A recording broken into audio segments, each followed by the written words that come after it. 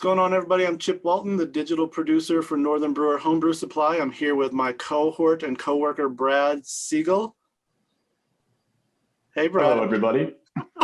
Brad's our head development brewer. We are joined by two awesome folks from Omega Yeast. We've got Lance Shaner, founder, owner, and we've got Laura Burns.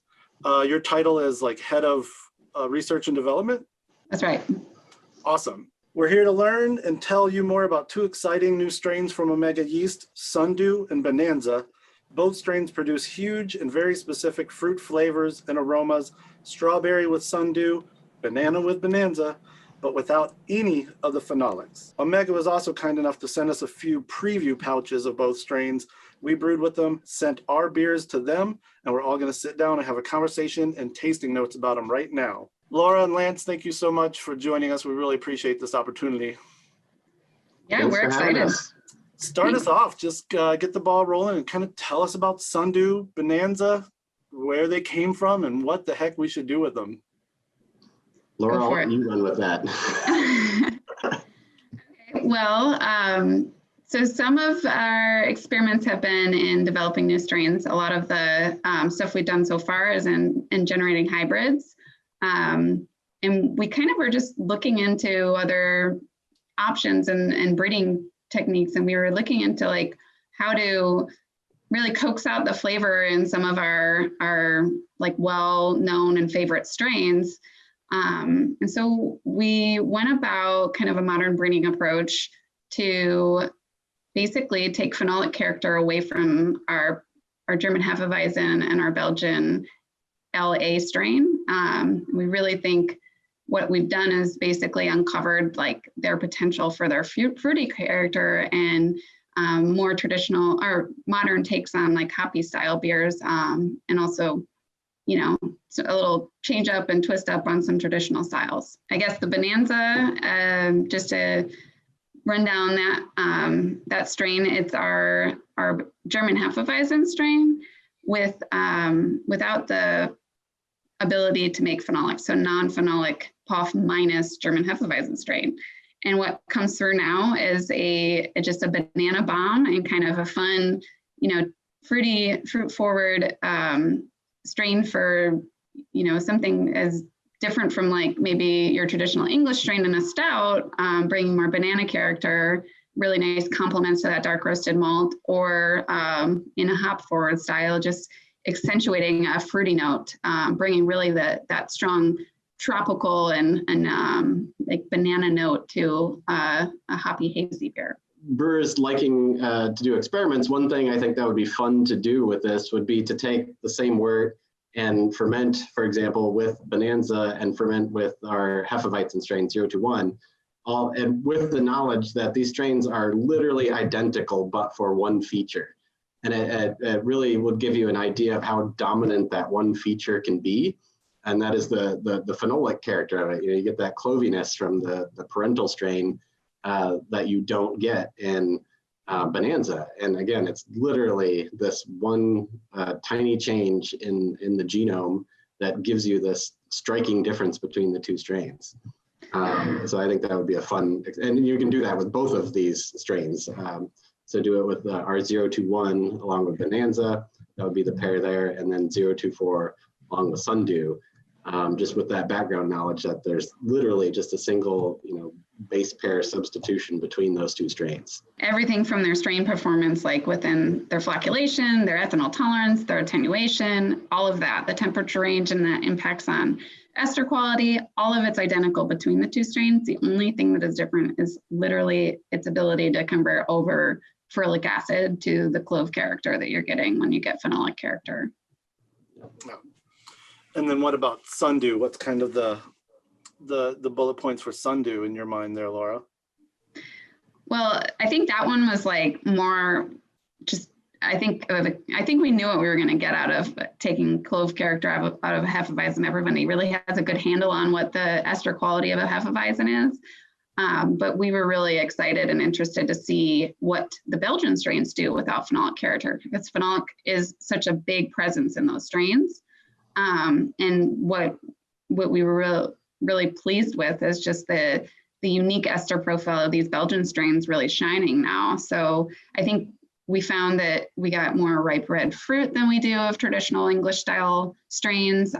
We were getting more of the stone fruit qualities, kind of esters that are more sought out for, I think, in those hoppy beer styles that are just a little bit more unique and lend to kind of just another version or another take on an IPA. I mean, it just goes to show you how much the phenolic character can obscure. And there's been some actual academic research out there showing this, that when you have that phenolic character there, it really kind of clouds some of the fruitiness. And so we've really just kind of unveiled the potential of these strains just by removing this one overbearing quality. We all experimented with some, hoppy Belgian style beers, and I think they're really pleasant, but this is kind of getting at that pleasant character that you really enjoyed and taking away the phenolic character, which I think just boosts that hoppy quality and that fruitiness.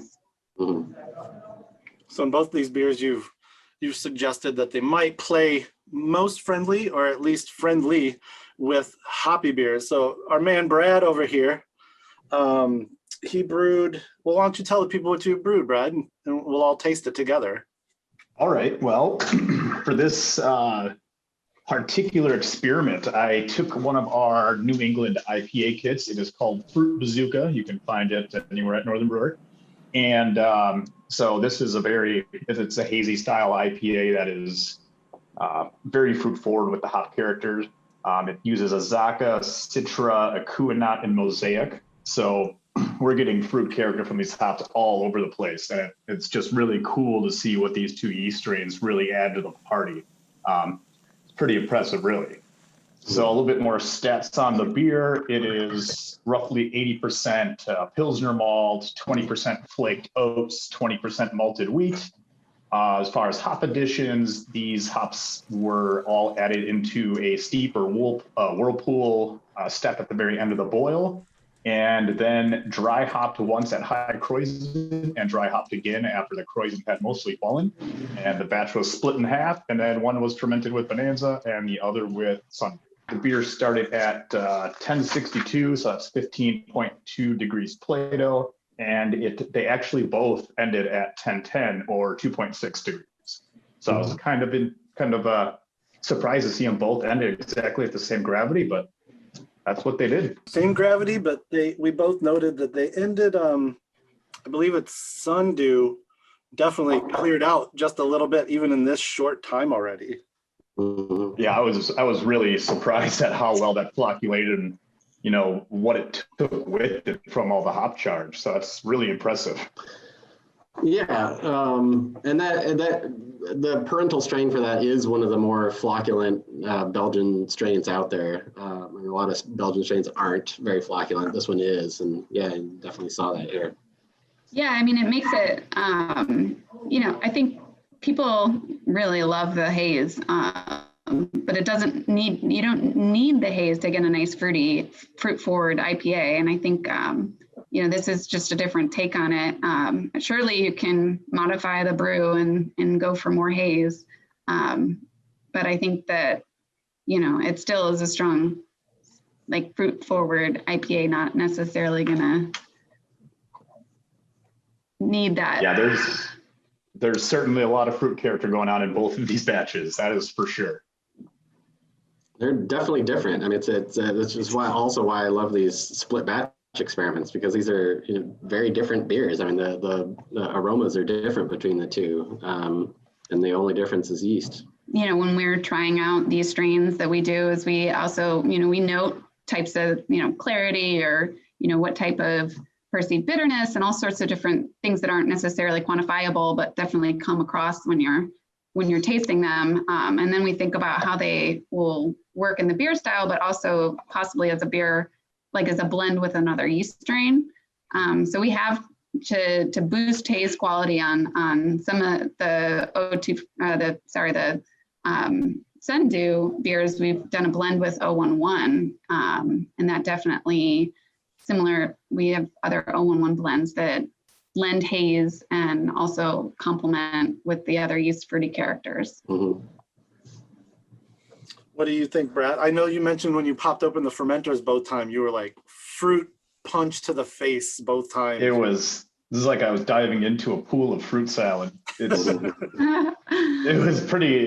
was great. Like I was blown away just to open that fermenter and to get some dry hops in there. And that aroma was absolutely unmistakable for both batches. It was right out in front, and nothing I've ever really quite smelled in that intense before. I think we have a catalog of about probably 15 or so of these strains that we trialed initially. And these were the ones that, we were like, no brainer, these have to go out, these are really just unique on their own and bring something new. I think that we never thought, we'd get out of those strains. This 024 or the 024 strain that we have that is now POF minus version, the Sundew, was that surprise one that, the staff just went crazy over. And I think we were trying to run a sensory trial on the beer and it was all gone before we got any data. Occupational hazard of making something a little too tasty. Right. Yeah. What other styles would you say both of these kind of lend themselves towards? Brad and I were kind of rapping about this a little earlier when I was in the office. But what, from a mega standpoint, would you like to see people messing around with both of these strains in? Yeah, the Bananza, for example, I think something that now that I've tasted multiple beers with it, that surprised me about it was when you pair it with hops, it plays more of a synergistic or complementary role. I was almost expecting to be, pounded with banana, like if you do a hefeweizen, for example, which doesn't have a huge amount of hops, that's primarily what you notice is the banana on the nose. But with hops, it's more complementary. It's not, it mixes in with the other tropical notes from the hops more so than just being hit with banana, which is nice. It kind of sets the stage for that hop fruitiness to come through. It's definitely like an amplifier. Yeah, and so to take it away from that, I think it'd be also interesting to have it in like a stout, where you get kind of the banana notes complementing chocolatiness in a stout. Get kind of a banana and chocolate combination, I think would be a really cool direction to take it. There was a good pilot brew that our innovation brewer did here, and it was a take on a fruited sour. So Sabro and pineapple, I think, with the 021 that was lacto soured. And that was just like, like these combinations that just totally come through with like this complementary tropical note to them. It was really cool. Mm-hmm. Yeah, you forget that like banana is also tropical. It seems, I don't know why, but like, yeah, it's in there with pineapples and coconut very much in those flavors that you think like pina colada or guava fruits. I don't know, for some Yeah. reason banana me just says hef, and nothing else until you start thinking about where else you actually taste that flavor. Yeah, I would definitely agree. Sometimes banana is even an attribute of some of the other tropical fruits. Like you get kind of that character in there because that isoamyl acetate is the compound what we're getting out of the yeast, but it's also found in a lot of tropical fruits. So. And what about Sundew? Should people throw Sundew at? I think it would be a good English ale replacement for just a slightly different fruit profile. So I'd use it in like ESBs and light bitters and things. Yeah, English pale ales. And I think this has actually shown us that it would actually be good in I think a West Coast style IPA too. Yeah. Just almost because of the clarity you got from this, and it seems like it's almost enhancing some of the more resiny qualities of the hops. So I think it would be good in the West Coast as well. Yeah, I agree. This one finishes with that that oiliness that we kind of miss from a lot of these like fluffy IPAs. Remember when IPAs were clear? Yeah, I mean, if you think about that finishing Play-Doh that you mentioned, the 2.5 on each of these, like the mouthfeel and the perceived bitterness and everything is definitely different between the two. So they're very unique in their character. I think I agree. Like the Sundew would be a nice like malt complementing fruity profile as well. Not just hops, but also come through really well when paired with a nice malt character. I think we're all kind of ready for those maltier beers this winter. So nice little play with some of those styles. Mhm. Well, what about you, Brad? As our in-house R&D guy, what are some of the styles that went through your mind when you started tasting these? Well, for Bonanza, I would have to say anything pretty much that's fruited or like specifically a milkshake IPA. I think this would just, Bonanza would bring an absolute different level to different depth of complexity, lots of different flavors that are very synergistic. Lance had mentioned stout, like a chocolate milk stout or something like that. I think the Bonanza would really play along nicely with that, with the chocolatiness and the banana. Or even just try like a Dunkelweizen without the phenolic character. That could be pretty interesting. So kind of like a stout, but not quite as roasty. Or even like that a would be very Weizenbach. Interesting. Yeah. Very different. Yeah, that would be great. Yeah.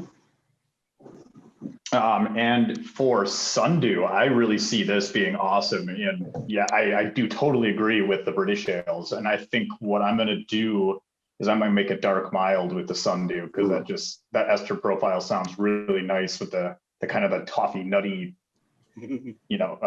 malt character of a dark mild. But also blonde ales, American style pale ales, anything hazy.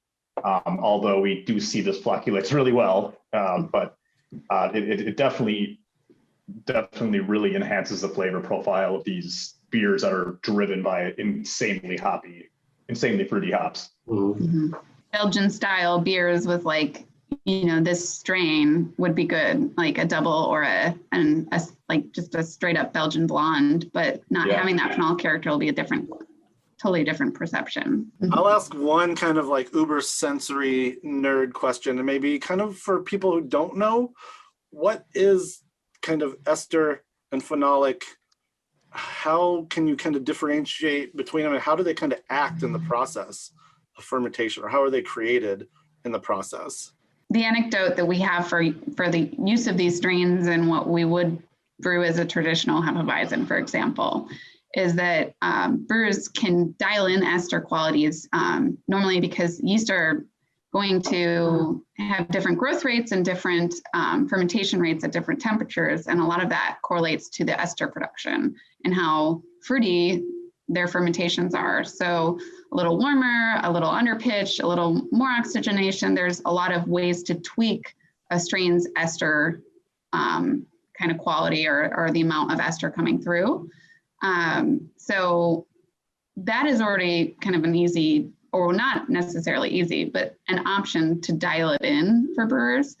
The phenolic character really comes down to the precursor and the wort, which is the ferulic acid, and also the amount of that strain there to kind of convert it over to 4-VG or that clove compound. So it's harder to titrate the amount of phenolics just because it's more just the amount of precursor and the amount of yeast there to convert it. There's not a lot of, you can change up your mash regime and do a ferulic acid rest and use more wheat malt because you'll generate more precursor, but it's harder on the yeast side to change phenolic level. But then, with what Lance was talking about a little bit earlier is what we've done in some of our trials is we've played around with just blending the non-phenolic and phenolic version of these two strains. And the ratio of those two strains in fermentation has an effect on the perceived phenolic character and the measured phenolics that are produced. So we can actually now dial in the amount of phenolic character by using a blend of those strains, which was previously kind of I guess impossible to do other than changing up some of the malt parameter. Right, because the reason you can do this is because say you took just a legit British strain that's non-phenolic and the hefeweizen strain that is phenolic and blended those, they're going to have different growth rates. So it's going to be harder to really dial in the phenolic quality.